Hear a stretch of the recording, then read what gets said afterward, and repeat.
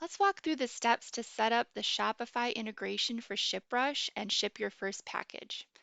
First, you're going to click on the web stores inside of the ShipRush interface, and then you're going to add a web store. Select Shopify, and then go to the Shopify App Store. This is where you install the ShipRush app for Shopify, and you're just going to enter your store URL here and log in. Once it's integrated, head back into ShipRush and you click your order that you want to ship. Then you can do rate shopping to select the best carrier rate for your order. Pick your favorite one, go ahead and select it, click the ship button, and then you're all set.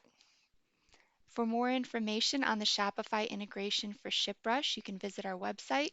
There is a link in the description of this video. Happy shipping!